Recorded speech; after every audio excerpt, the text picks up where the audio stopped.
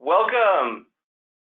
Here we are, another awesome Marshall Reddick presentation. So I welcome you again to the Marshall Reddick Mortgage Marketplace. Super excited to be with you tonight. I'm your host, Patrick Prunty. So we have a jam-packed presentation tonight. Very excited about it. One of the newer aspects of business here at Marshall Reddick, and I see a lot of familiar faces on the call. So thank you for those being with me. I also see a bunch of new people on the call, which is awesome. I love giving these informational presentations to new people so that they can get involved in the awesome things that we're doing here at Marshall Reddick Real Estate. So again, jam-packed presentation, lots of detail that we're going to be going over, but I'm going to try to keep it very simple. Now, I was talking to my father this morning, who's actually one of my lenders, and his response was, "Hey, Pat, the term KISS, keep it super simple." So we're going to adopt that tonight as we move forward, but we are going to give a pretty good level of detail, and we're going to try to keep it to 45 minutes-ish and try to keep some time for question and answer. So if you have questions along the way, feel free to ask them, but you might have to ask them a time or two running the presentation on my own tonight. So let's get started. So my role here at Marshall Reddick is the Director of Private Lending. So I am kind of the senior team member here. I started my career back in 2003, and I've done just about everything when it comes to real estate. Flipped properties, wholesale, done all the different types of lending that we do here, kind of created this lending program in this marketplace that we have. So just to speak a little bit to my level of experience and the longevity of my career here with Marshall Reddick. My role as Director of Private Lending, basically I oversee all aspects of our lending programs. I also manage, train, hire our underwriting coordination staff, and I also manage our pipeline. Now, currently our pipeline, I'll get into some of those details tonight, is more than 300 loans and roughly $30 million in capital across those 300 loans in the pipeline. Additionally, we're going through the website and the marketplace that we're promoting. A lot of that is developed by myself and our CEO, Ross Nelson, along with some in-house software engineering staff. So we're very, very excited about it. We're constantly making tweaks based on user feedback. So we appreciate that constructive criticism. Keep it coming. So the goals of tonight's presentation is, first and foremost, let's get the word out. Marshall Reddick's a major player in the private lending space. Some folks don't know that yet. But I'm telling you, as the days, months, years march on, you guys are going to start hearing a lot about what Marshall Reddick's doing in the private lending space. I'm also here to share my experience. When I originally got started, my goals were very different in real estate than they are now. So originally, I knew nothing about real estate when I got started, and I was surrounded by all these people. 2003, it was a huge time for buying rental property, and everybody was doing it. And by the dozens. And so, my goals at that time, I was thinking, I'm going to leverage myself to retirement and financial independence by having 10 rental properties that I'm going to buy with leverage, eventually pay off, and then collect rent, right? And I did that for several years, and I got to about 5 or 6 rental properties, and I realized that rental property isn't super passive. And that's about the same time that lending was introduced to me, and we as a business started doing some private lending. So since that time, I've really changed my goals, and today, I still enjoy rental property, and I have several, but my goals are really more like I'd like to have $3 million invested in very safe private loans that pay me a monthly dividend, a monthly mortgage payment for literally having to do nothing. That's the type of goal in real estate that I have today.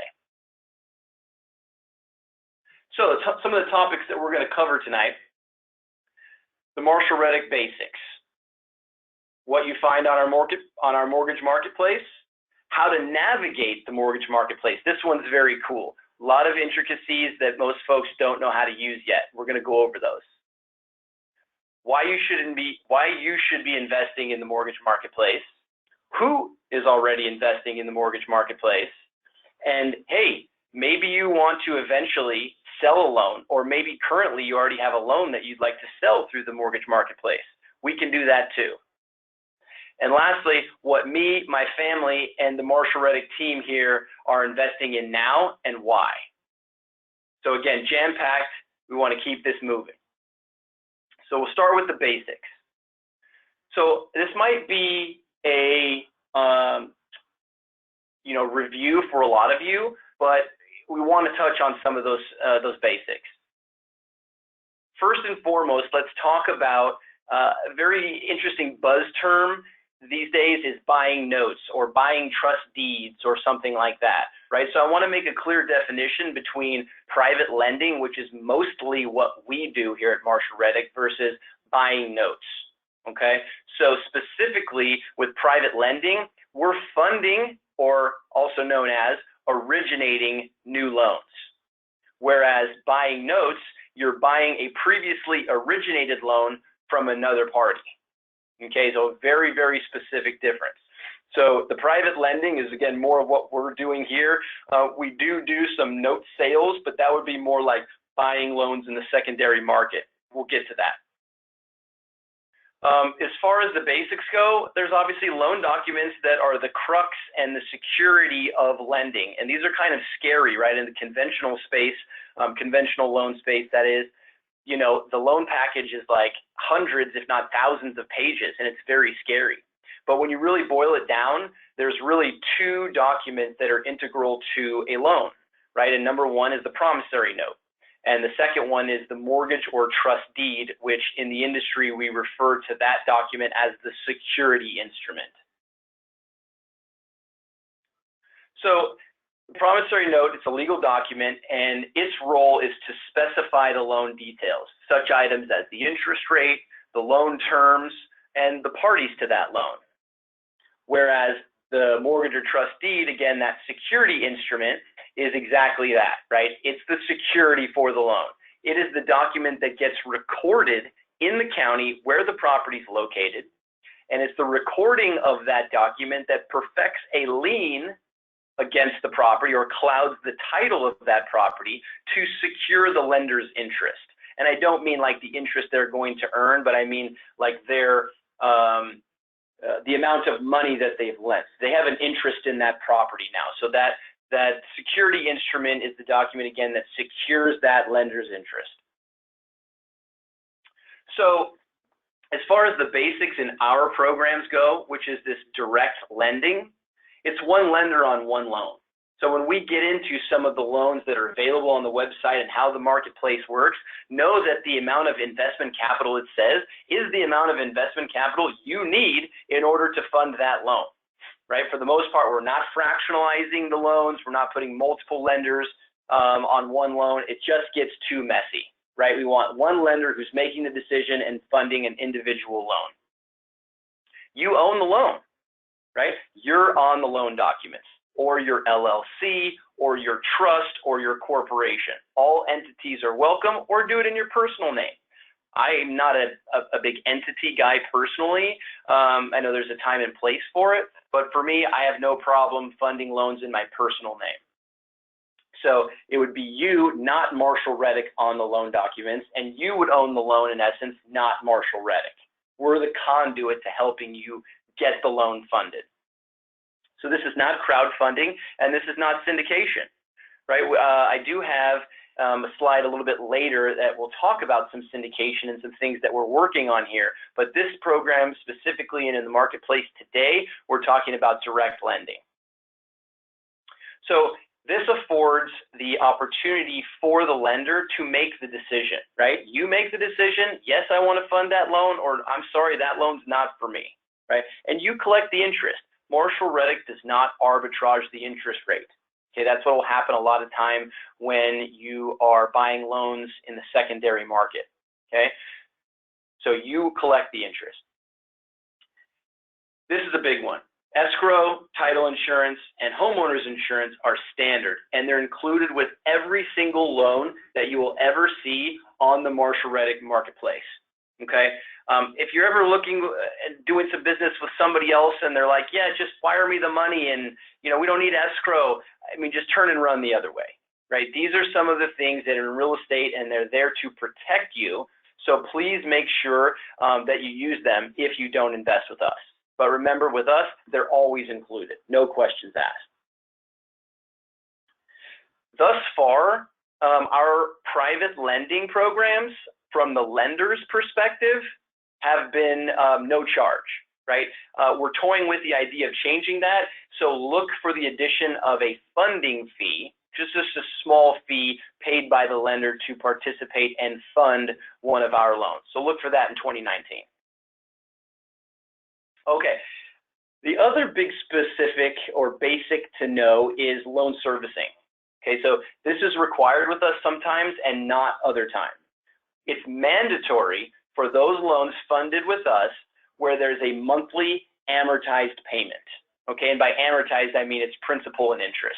Okay, this will generally mean our longer term, our mailbox money loans, as opposed to our short-term loans. Our short-term loans, oftentimes there is no monthly payment. The interest is deferred. And those that do have monthly payments are interest-only payments. So it's very easy to account for. Furthermore, our short-term loans are a maximum loan term of 12 months. So, I mean, how many payments can you collect? So again, a lot of the loan servicing issues revolve around accounting. So that's why it's mandatory for loans that have monthly amortized payments. You don't want to be involved in doing the accounting. You don't want to be involved with year-end paperwork. You want passive, right? So we're going to hire a third-party loan servicer to do that loan servicing. Marshall Reddick today will not be your loan servicer.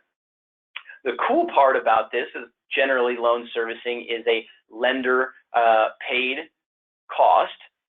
In our programs, it's the borrower who will pay the loan servicing fee for the lender for loans under $75,000. And we picked that number because, loans at 75 or under, the payment's fairly low, and that tacking on $20 out of your interest portion of those payments can affect your yield, right? And we don't want that to happen. We want the highest yields possible for our lenders, and we don't want to deter lenders from participating in the marketplace. So we will, in essence, force the borrower, should they want to borrow from us, to cover that $20 per month loan servicing fee for loans under $75,000. So the loan servicer is a licensed middleman. Chalk it up to a property manager, right? If you're going to own property, rental property in Phoenix or in Dallas or in some other market, you're not going to manage it yourself. So why would you try to manage your loan? You won't. So you're just going to hire a loan servicer. We use Note Servicing Center, a pretty big servicing company, as well as Superior Loan Servicing. You're welcome, however, at the end of the day, to use the loan servicer of your choice. Those are just two unrelated companies to us that we found do a good job and we're comfortable with.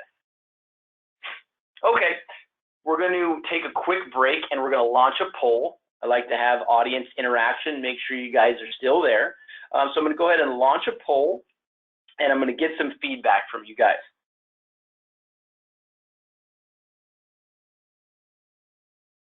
So on the screen, you should have the first poll, which is, I'm ready for a Marshall Reddick private loan investment.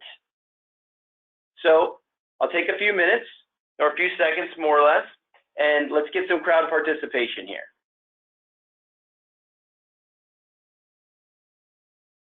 All right, so we're getting some good participation. Get everybody else awake and paying attention here. Thank you so much. We'll just give a couple more seconds.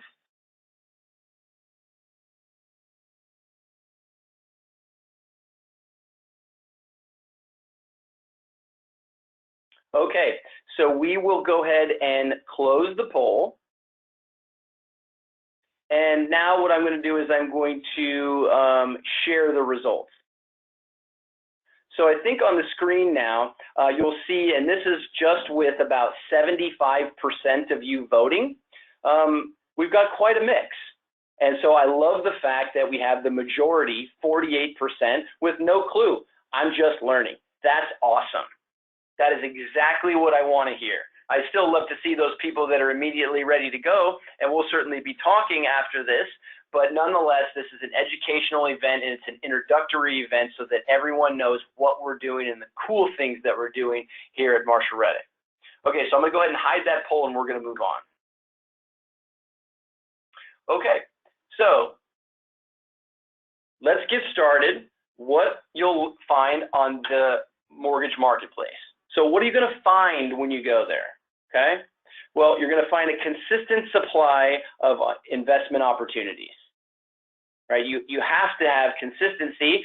People think it's great to fund loans, but then you get paid back, and then what do? You need another one to fund. You have to keep your capital working for you and earning interest, because you'll know that it's all about that annual return. How can you keep that annual return as high as possible?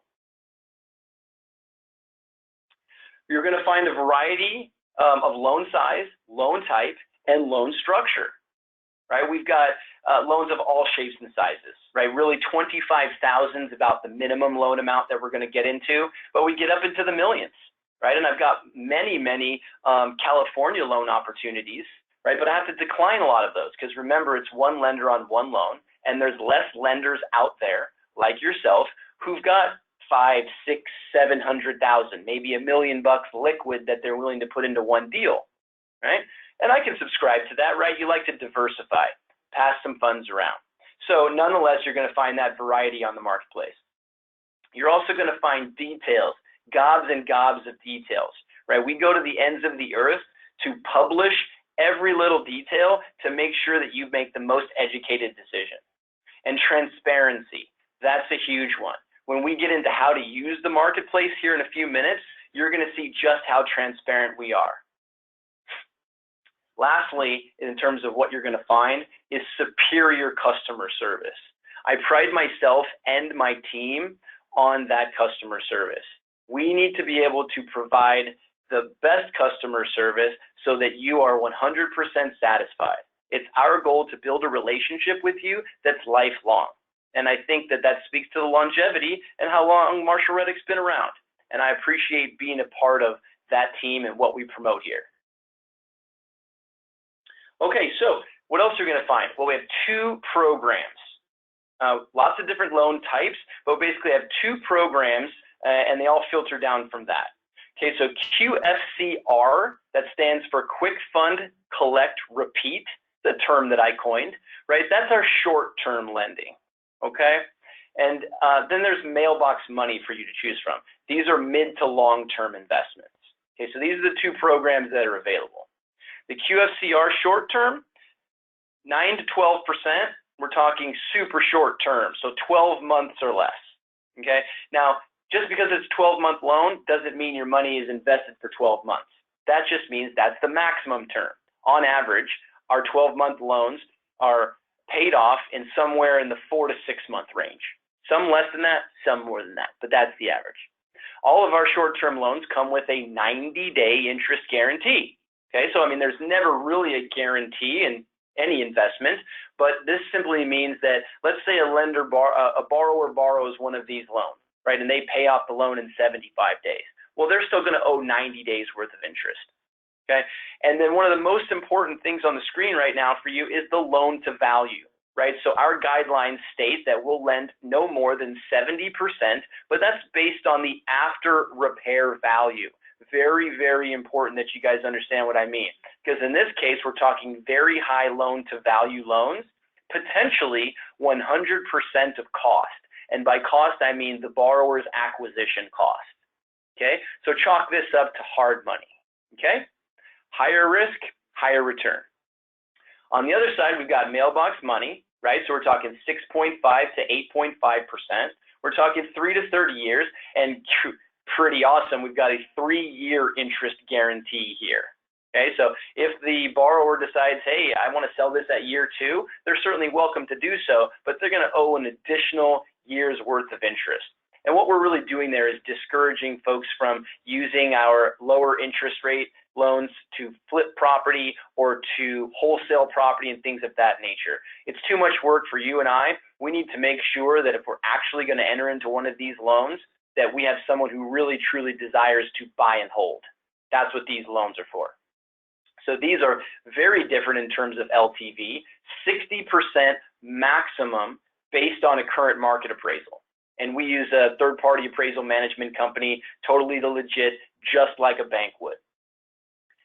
I am very pro mailbox money. I know that that's going to come out hugely in this presentation, but I want you guys to take away and formulate your own decision, but understand the differences.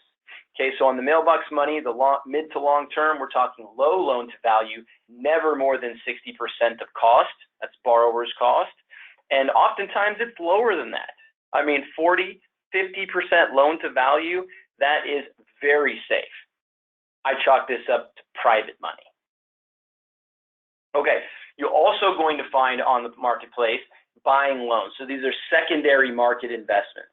So a lot of folks don't realize, in the conventional space, banks and lending institutions, they make the loan and they turn around and sell that loan immediately to Fannie Mae or Freddie Mac. Same kind of concept with us, except it doesn't happen immediately, and that's not our intent, right? You never want to go into funding a loan with the intent of selling it in the secondary market. However, sometimes the need arises, and we support that. So we can help you sell your loan in the secondary market. Generally with us, this is going to be mid to long-term loans, those mailbox money loans, right? These are cool, and it's cool to buy a loan. You have a borrower payment history. So if you find one on our website that you like, and I'm going to show you a few tonight, you always are going to be able to take a look at the title work like you normally would, but you're also going to have a borrower payment history because the loan's not changing, the borrower's not changing, right? So you get to see maybe they've made 36 consecutive monthly payments on time without a missed payment. And if you're looking for even more safety, maybe that's attractive to you. Again, no change in the loan, right? And you simply take over the payments from the existing lender and you swap out capital. You give them the cash, you take the payments. There's also a cool potential opportunity here at a higher yield, right? So a lot of times when you buy a loan, you may be buying it at a discount, and a discount on the remaining principal balance. So when you do that and you're still collecting the same amount of payment every month at the same interest rate, that increases your yield. So that is a very cool opportunity when they're available. Okay, moving on, how to navigate the marketplace. One of my favorite parts of this presentation. So here's the home page, okay? And to get to the mortgage marketplace, you simply hover over the Invest tab and click on Mortgages. That's the opposite of whether you want to buy a rental property with us, where you would click on Properties. So we're going to talk a little bit about the views. And I'm going to pause from the presentation, and I'm going to bring on the actual marketplace, and I'm going to show you what I mean by list view, partial detail view, and detail view. So now you should be able to see is the home page. Okay, and again, as I said, you're going to hover over Invest. You'll click on Mortgages. When you do that, you're going to be in the list view. See how I've got all kinds of loan detail here, and I've got different loan statuses and investment amounts. Okay, I always recommend when you come to the list view that you go over here to the top and you hit this clear button. So if I clear that, that basically gets rid of all of my filters. Now, I want to show you the partial detail view. So when you're on this list view and you want to click anywhere here on the loan, that's going to give you some additional details down here, right? Like the loan type is this borrower's refinancing. Their loan purpose is to hold the property. Their exit strategy is payoff, so on and so forth. The loan to value you can find over here. Now that's the partial detail view. If you want to actually get into the detail view, you go ahead and click on this full details button. When you do that, my goodness, details galore. Okay, so we're talking about all the loan specifics, the yield, the payments, the interest guarantee, total interest at maturity, right? This is needs funding. It hasn't been originated yet. It's going to give you loan to values. It's going to give you property information and photographs. It's going to give you all the underwriter's detail, right? When I say underwriter, I have a team of in-house underwriters, which I've trained. Many of you who worked with us have worked with them, right? And it's their job to populate and analyze all of this data to make sure the loan fits within our guidelines. Those guidelines that are there to protect you, the lender. So here's the comps that were selected by the lender to support the value. Now this is a long-term loan. This is a mailbox money loan. So there will be an appraisal for this before we fund it. But in the meantime, my underwriter doesn't want to waste anybody's time. So they're going to be looking at it before we make the order the appraisal, that we feel that the borrower's opinion and that this loan makes sense before we waste anybody's time. So again, price comparables, rent comparables, you name it, all the details you need to make an educated decision are here, and again, in the detail view. Okay, so that was list view, partial detail view, and detail view. Let's talk a little bit about filters and sorting. Okay, so there's tons of loans on the website. There may not be a ton that are available, and sometimes people ask me about that, like, hey, Pat, we're talking, and I was hoping to go to the marketplace and see hundreds of loans available for investment. Well, we're not a huge shop, and at the end of the day, we're doing private lending, remember, not note investing, right? So we have deadlines, we have live purchase contracts and sellers and dates and times that we have to reach. So these loans not only move quickly because of that, but they're also highly desirable. I have many lenders looking at this marketplace constantly. So there should always be some loans available, but there will never be hundreds and hundreds and hundreds of loans available for you to look at, okay? But nonetheless, there's a ton of data on there, and let's learn how to use the filters and how to sort. So I'm going to give you an example of to select and view only loans that are available, and then further refining that filter by loans that are available and that loans that are buying a loan instead of originating a loan, okay? So I'm going to bring the website back, right? And I'm going to start back at the marketplace.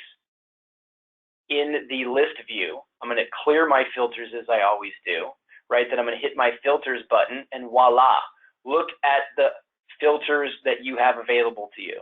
Okay, so I'm going to keep it simple, and what I'm going to do again is I'm going to deselect all my loan statuses, right? And I'm going to select only those loans that are available. Okay, once I do that, then I'm going to hit done. Now my list view has been refined by only those loans that are available. Okay, and you can see over here on the side, transaction type, right? I've got originate a loan, so that's a brand new loan. Oh, here's a buy a loan. So this would be a secondary market loan. Okay, so if I wanted to further refine this by my example, which was available loans and loans that are buying a loan in the secondary market, I'm going to go back to my filters. I've already got available selected. So I'm going to come down here to transaction type, and I'm going to unselect originate. Now I can see that I've got 3 buy a loans available, that buy a loan investments that are available. So I click done, and here I'm back.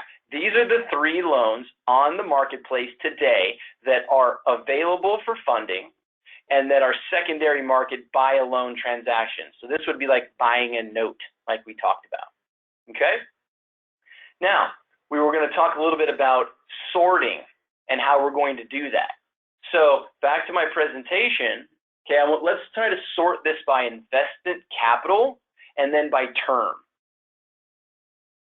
Okay, so I've only got 3 loans here, so that might not be clear. So I'm going to go back to my filters, and I'm going to select originate a loan. So now I've got secondary market and new loans to be funded here. So I've got 13 now in my list view.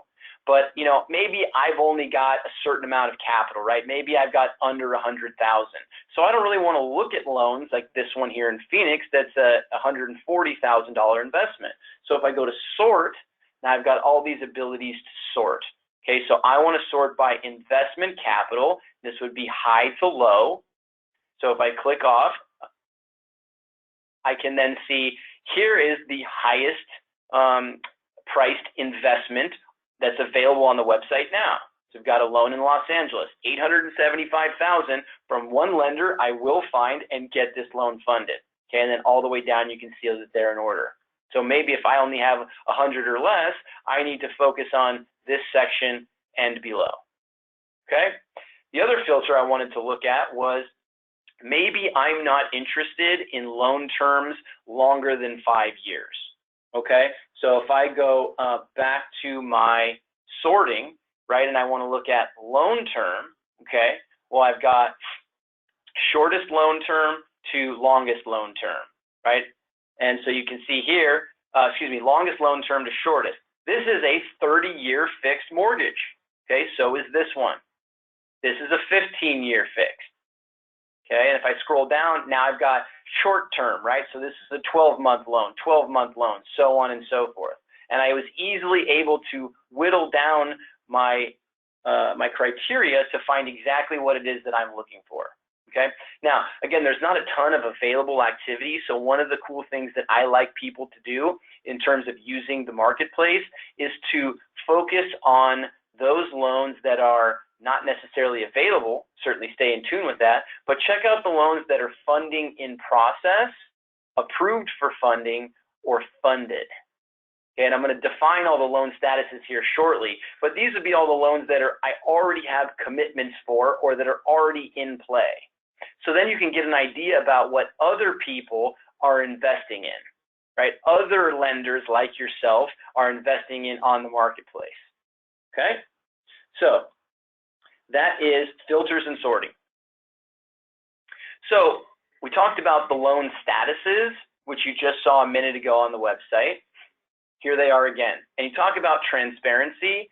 We show you the loan from start to finish. We don't just show and publish on the website those loans that are available. We show you the loan as it works its way all the way through, hopefully to paid in full, right? But even if I have a default, because I do have defaults, don't get me wrong, this is investing.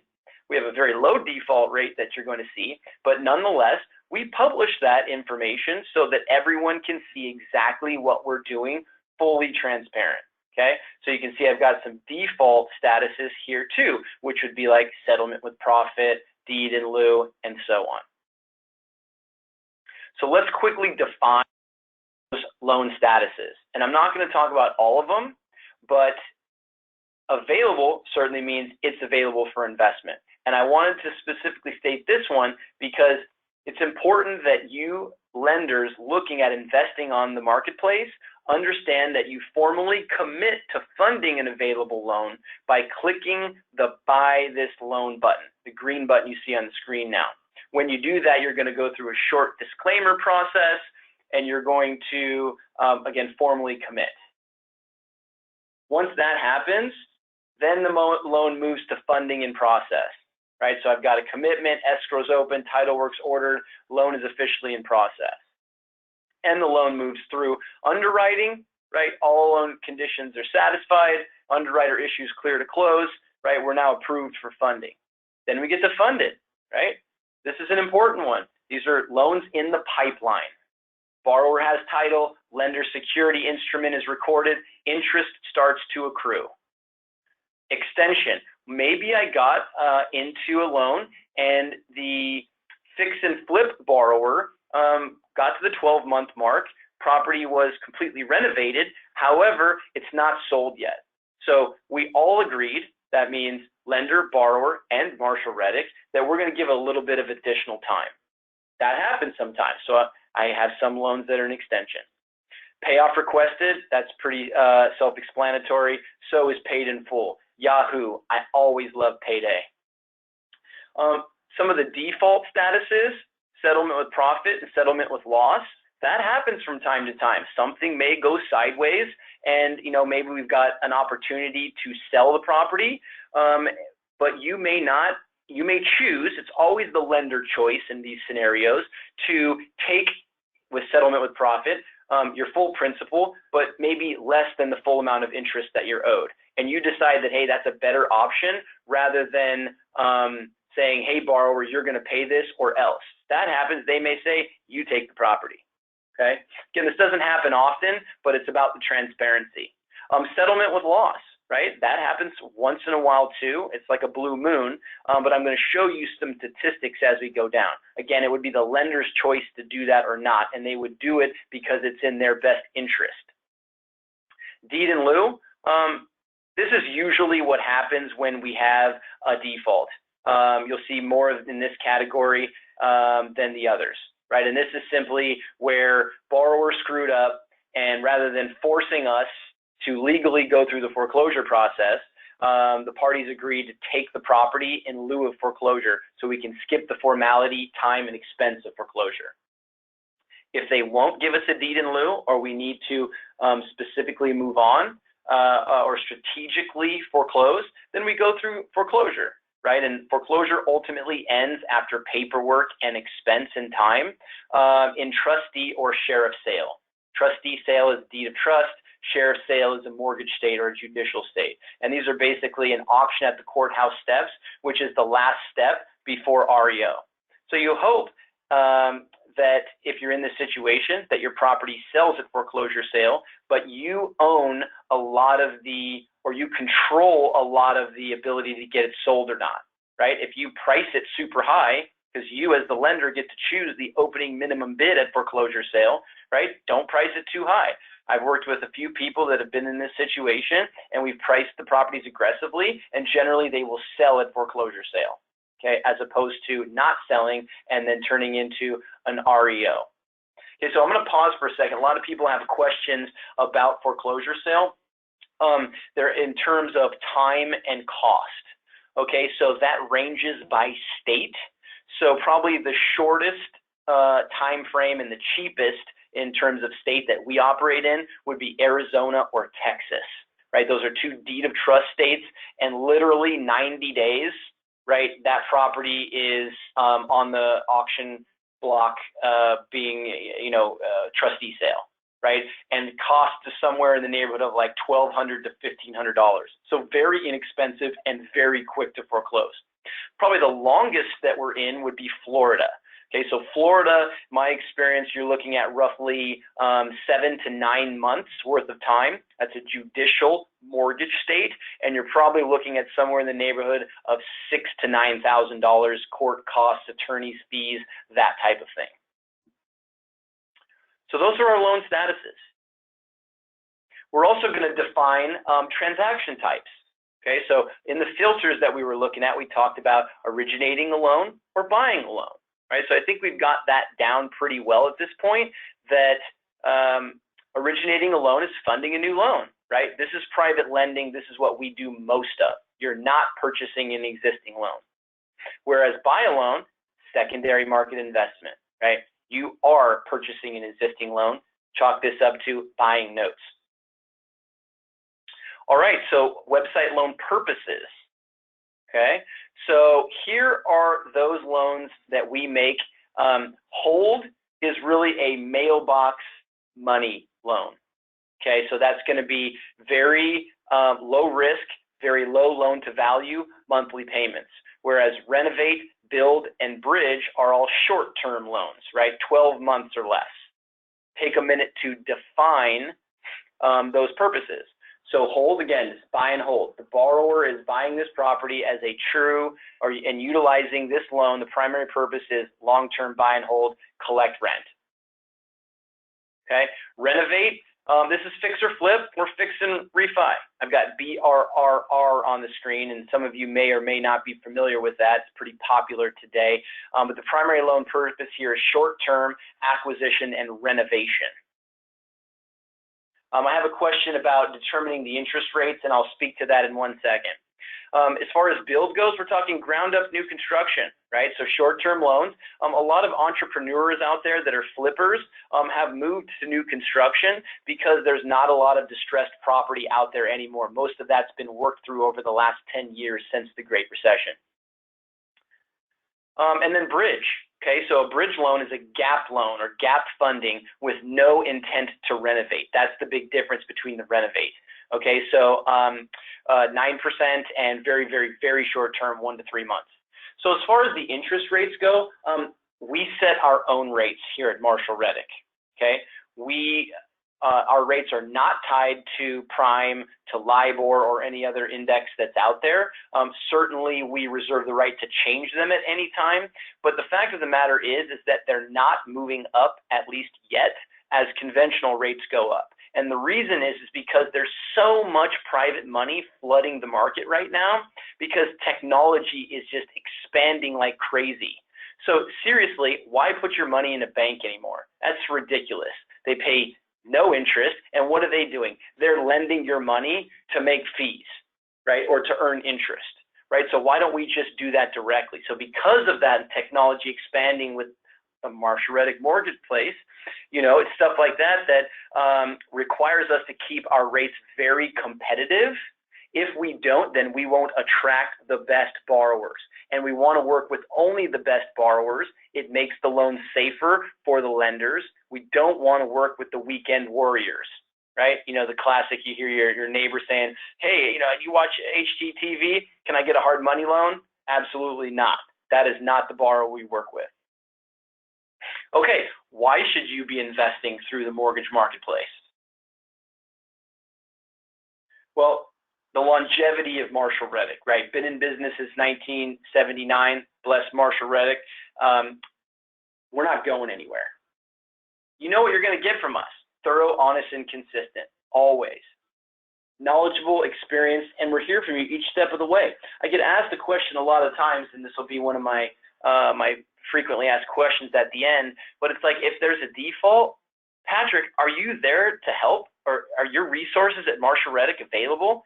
Absolutely, right? I take my fiduciary responsibility very seriously, and I can put you in touch with folks who have experienced defaults. If you want to talk to a referral, and they'll let you know, hey, Pat sticks with you, and Marshall Reddick and the team sticks with you every step of the way. So we talked a little bit about the transparency. So I think it's pretty clear that we just basically show you everything so that you can make an informed decision. Super important. Right, again, here's the loan statuses that we went over before.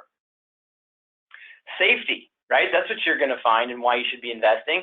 First lien position only on our marketplace, okay? Fixed income, right? No volatility. And I thought that's kind of funny. I took a screen clip from my iPhone today of the Dow over the last year, right? And it just kind of like, I see this, it just makes me sick. It's just all over the place. And I'm like, should I get in? Should I get out? It's going to go a little bit higher. Just take all the ambiguity out of that, right? Wouldn't you prefer, I certainly think I do, to invest in something like this, right? A $70,000, 7% yield, first position mortgage, right? Look at my payment, interest guarantee, and total interest at maturity, all for an LTV of under 60%. It just doesn't get any safer for that for 9%, excuse me, for 7%, right? Stick with safety. So additionally, we only lend in markets where we have a footprint. And what I mean by that is, I know people there. Right, Marshall Reddick has resources there. So brokers, property managers, handymen, attorneys, you name it, we're there. So if we do happen in one of those random instances to catch a default, we have the resources to help you at no charge. All right, who is already investing through the marketplace? We're going to talk about our pipeline and our loan history. So this is very cool, you guys, and no one has seen a lot of this data without diving into the website heavily, okay? And you also have to understand that our website's fairly new, right? So all the loans that we've done historically are not on the website. I wish they were. I will try to keep this simple, but again, I'm going to overload you with some details. So our marketplace was born in July 2016. Seems like the other day, but wow, we've been changing it a lot. So pre-marketplace, we basically started doing this private lending in the summer of 2010, right? I got together with Ross, a couple people in my office. I got my father involved. I got my mother involved, and we kind of put some capital together, and we started doing 1 or 2 loans a quarter. And that transitioned into today, where we're doing something like 25 to 30 loans per month. It's just exploding. Okay, so pre-marketplace, again, during this period of June 10 through July, August of 2016, when the marketplace was born, we did a total of 448 loans. 29 of those loans are still in play. So those are going to be long-term mailbox money loans, the kind I like. Important to know that during that time period, we lent a total amount of $30.5 million, and we had an average loan size of $68,000. We had 12 defaults out of that 448 loans. That's under 3%. And important to note that no mailbox money loans defaulted. Okay, they were all on the short-term QFCR. Post-marketplace, so again, after it was born in July, August-ish of 2016 to present, right, done a little over 700 loans with 296 of those in the pipe still. And then a few others. I had a few extension. I've got a few that are currently in payoff requested, and this data is as accurate as yesterday evening. The marketplace is changing constantly, so I can never keep up to date with it. But it's all automated, right? Technology. So I have, of those 701, I've got 379 paid in full, and then I've got my defaults, right? So very, very few defaults. Total dollars funded, wow, we just blew the doors off, right? Pre-marketplace, pretty much I was doing this all on my own. And then we got the marketplace and I hired some staff. So now I have in-house underwriters and loan coordinators and people to help me as we continue to expand our program, okay? So little under $70 million funded during this period. Our loan size went up substantially, right? 98K on average, but our default rate went down.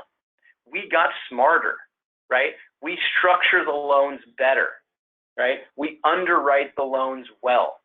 So we had 12 defaults out of 701, so under 2%.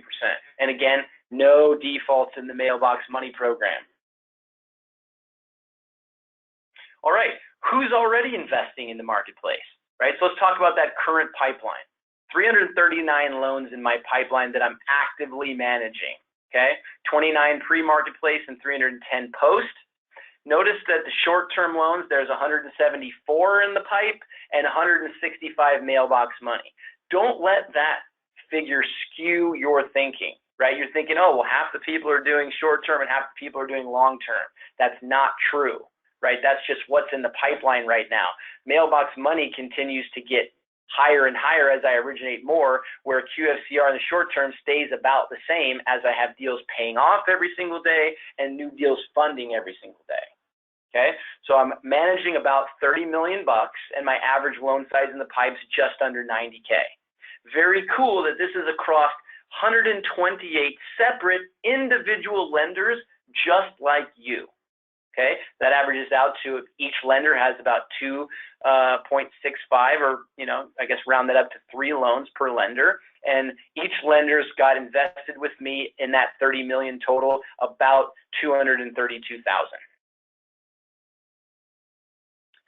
Again, take that away from that 30 million total invested. Some cool statistics there. Total loan history now, so we're talking about pre-website and post-website, right?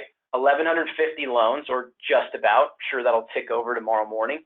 And again, you can talk about how the short term is substantially higher than the long term, right? And the bottom line there is I have learned and I prefer long term, right? Not everyone agrees with me. And the number one reason for that is that you have to give up some level of liquidity, and people just don't want to do that. They just can't fathom funding a loan that's 15 or 30 years. Well, I know that a borrower is not going to keep that loan for nearly that long, right? They're going to refinance or sell that property or do something, right? And I'm not scared about the length of time. And it's okay. If you want to do short term, I'm cool with that, right? I support that. And it's good to start wherever you're comfortable with. But just know that I prefer that longer term, that safer loan. So again, 339 loans in the pipe, those that are paid off pre and post marketplace, and my total defaults then, my default rate then for both pre and post total, 2.1%. Pretty awesome, right? And no mailbox money loan defaults. and we're just about to tick over $100 million in less than 10 years. Pretty awesome coming from nowhere and just creating this marketplace out of thin air. Pretty happy about what we've done and where we're headed. Okay. So, need references? I get asked that all the time. Absolutely, more than happy to provide them. Just ask. Okay, and I'm not going to just give you people like, you go for a job interview and it's like you ask for references and they're going to give you only those awesome people. I'm going to give you people that have experienced defaults, right? I have some of those, right? And those people that have defaults, for the most part, they keep investing with me, right? They understand it's an investment and that happens very few periods of time, but they're also going to tell you, Pat stuck with me and Marshall Reddick stuck with me the entire time until the completion of that loan, whatever that may have been. So if you need a reference,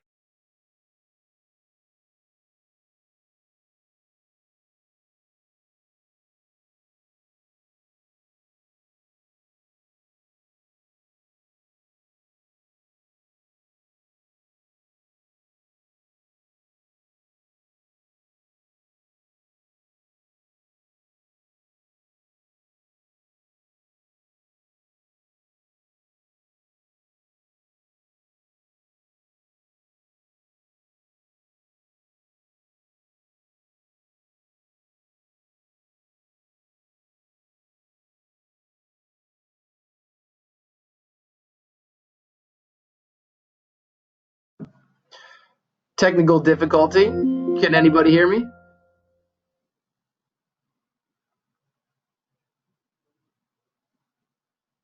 I'm here. I'm on the microphone. Please let me know. Lost your sound.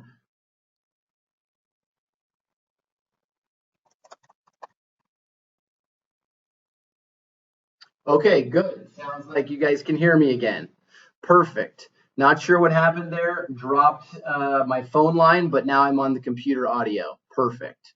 Okay, so we're talking about selling a loan in the marketplace. Okay, so loans originated with us or without us are eligible. Selling a loan, it's subject to economic factors and market factors, right? Including loan specifics such as interest rate and term. Don't invest with the expectation of selling a loan in the near future. Bottom line is it's the same as rental property, right? Speculators often get burned. Only go into an investment in a loan expecting to hold it to term, and in the event of catastrophe or of emergency, we can help you sell it, right? Especially someone who originated a loan with us, we're always going to be able to help you and push that through the marketplace. Have a loan you're considering to sell? Give me a call. Happy to go through the details with you, give you an analysis, and let you know what I think it's going to take to sell that on our marketplace. Okay, wrapping it up here pretty quickly, but let's briefly talk about me, my family, and my team here at Marshall Reddick, what we're investing in. So again, I think it's come out in tonight's presentation that I'm very conservative and I've learned to take safety over yield. I don't need to chase a high return. Right, folks, investing in long term, I can also tell you that those that invest in the mailbox money, even at 7%, earn more money than those who invest in short term loans at say 10%. Right, and you're asking me, you're scratching your head there, why? Right? Well, the bottom line is dead time kills your return. So when you fund these short term loans, it's great to be earning 10% for 4 to 6 months, like I said, the average time. But then as soon as you get your money back, now your money's sitting in the bank earning 0%. Okay, so if you earn 10% for 252 days out of, say, a 360-day year, that equates to a 7% annual return. Do the math, right? So why not just take the lower risk mailbox money option and collect a check every month for literally doing nothing and never have to think about reinvesting and reinvesting and reinvesting? The only negative there, again, is the liquidity. And some people need the liquidity. And I'm one of those people, right? And I'll explain that in a second. But I equate this to flipping or wholesaling versus buy and hold on the rental property side, right? People just want to do the get rich quick. They don't think about the risks that are involved. They don't see how hard it may be, right? People that flip and wholesale, they don't make more money than the people that buy and hold. The people that buy and hold make more money, and they do because of tax write-offs and appreciation and cash flow and all those different things, okay? So same kind of concept on the long-term lending versus the short-term. So I firmly believe that our mailbox money program offers the best mix of safety, liquidity, and yield. I just don't know of another investment out there that provides that safety and the return. If you guys know of one, please let me know because I want to be investing in it. All right, so I invest in both, right, short-term and long-term here in my programs, but I use my SD IRA and my wife's solo 401k exclusively for mailbox money. Same goes for my mom and dad, my aunt and my uncle. I've got them all set up with their retirement accounts, and it's like we're exclusively chasing mailbox money because it's safe, it provides a nice monthly payment, and I don't have to think about it. That's passive, right? And I got my asterisk there because if I wasn't saving or reserving a good chunk of investable capital to buy a home for my family, right? I've got a couple of young kids. Hey, I'd be investing exclusively in mailbox money, but I've got to buy that house for these lovely guys.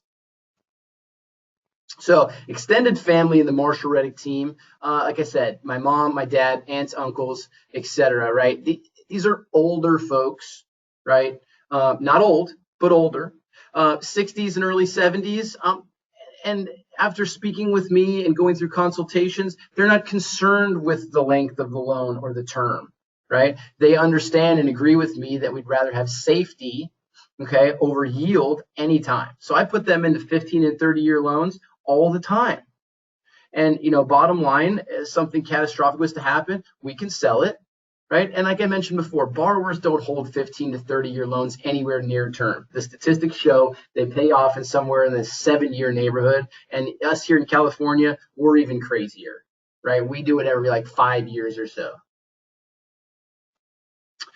Same with my team here, right? The consensus is that safety over yield in all cases. And just note, guys, I only want to push out good loans, and I'm encouraging you in these peculiar economic times, right? If you want to chase the short term and you want to do those are great, right? But you just have to understand what you're getting into, right? And I'm just encouraging you to go with the safety, right? It's because I feel the pain of default just as much as you do.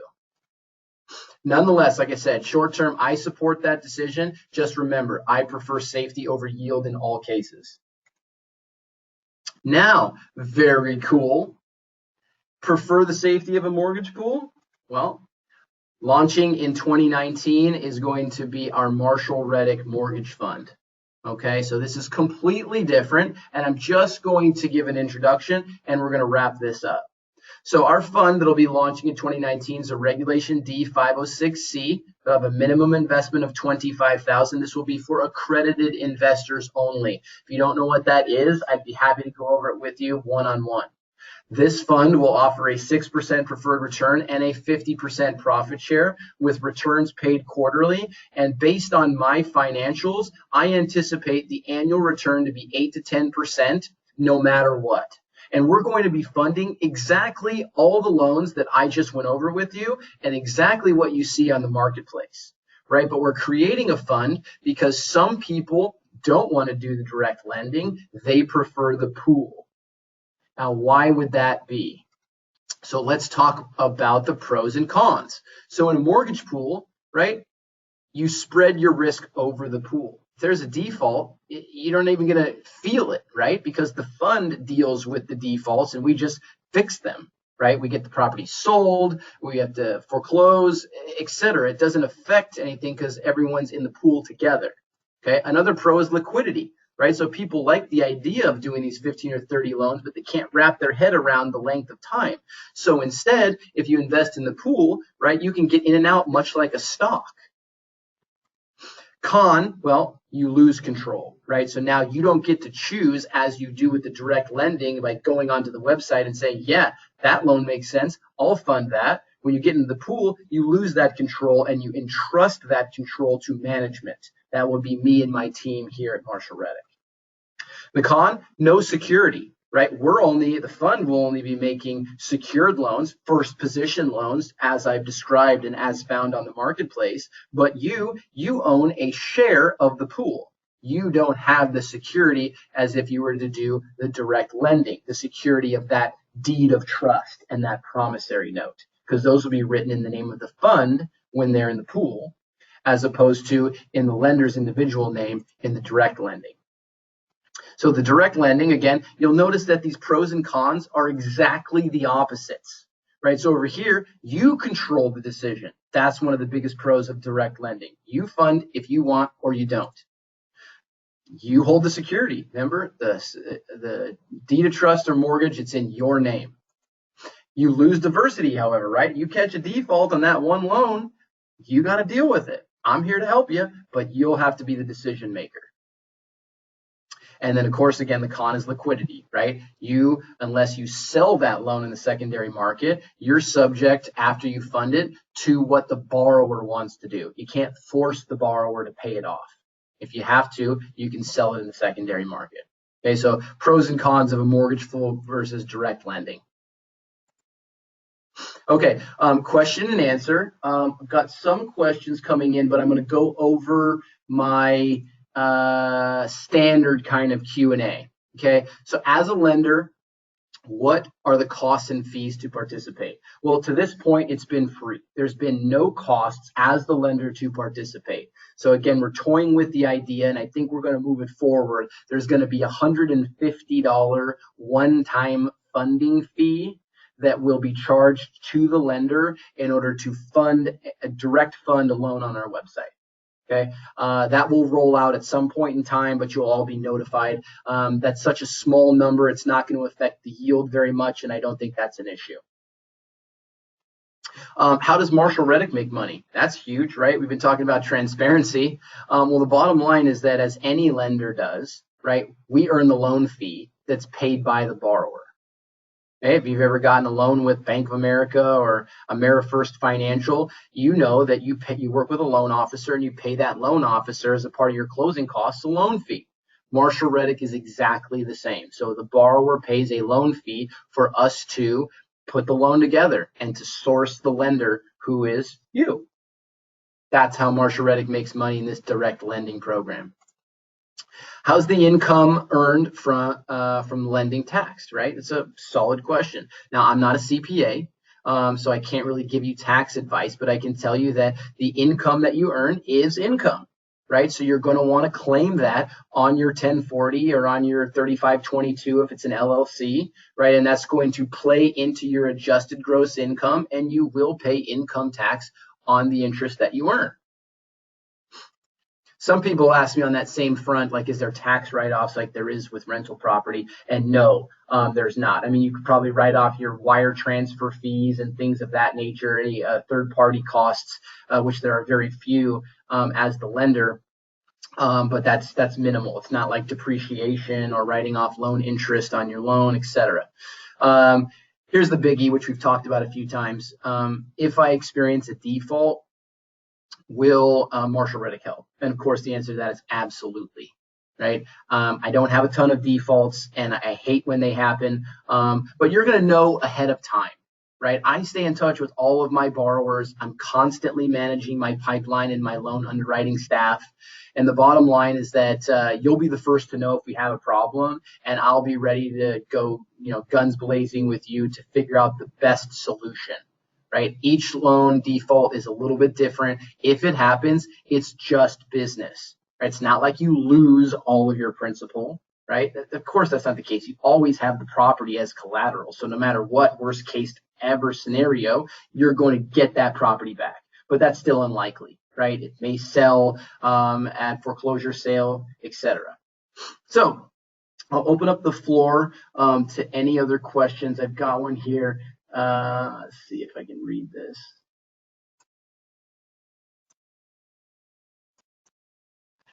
If the loan defaults, is there anything that prohibits us from just taking the property back ourselves? Well, you you don't own the property when you're acting as the lender, right? You have a security interest in the property, which would be that deed of trust or that mortgage. So you're going to need to go through the legal channels to force the hand of the borrower if there's a problem and they simply won't give you the property, like in a deed in lieu situation.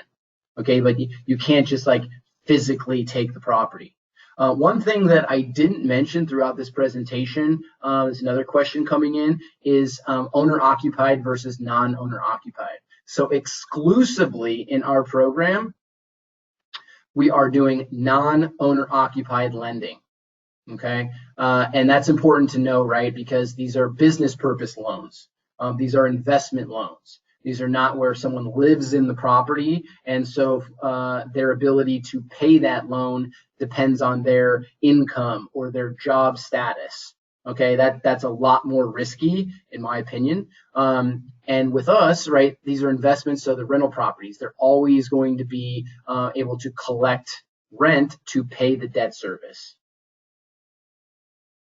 All right, well, let me see if I've got a couple other questions here I can answer before we move on. Answered most. Okay. All right, well, so much appreciate everyone's time. Oh, looks like we've got one more poll question. Get some more audience participation. Let me get this up and get this launched. Okay, so you've got the next poll question on the screen. Let's have your feedback. So the question is, which Marshall Reddick private loan investment, after hearing this presentation, most interests you? Right? Are you interested in that short-term double-digit interest? Are you interested in the mid to long-term low-risk mailbox money? Maybe the mortgage fund sounds good to you. Or, you know, hey, maybe you're just your preference is rental property. Thanks for the participation. Let's keep it going here. I'll give you a couple more seconds.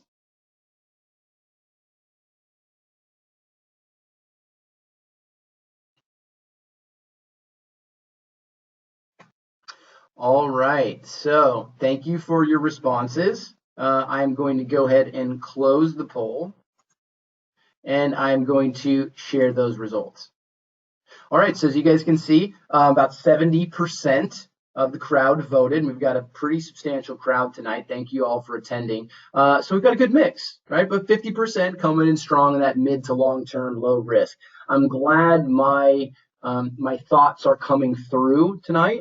And at the end of the day, you know, you may change your mind. You may like that short term, but certainly be on the look for that mortgage fund. If that works for you, great. All right, you guys, thank you so much for being the best part of Marshall Reddick. I can't tell you how much I appreciate you guys and your time. I look forward to speaking with you guys one-on-one. Never hesitate to give me a call, send me a text, or shoot me an email. I've got my personal cell phone there. I keep that with me at all times. So again, thank you guys. Have a wonderful night and a blessed 2019.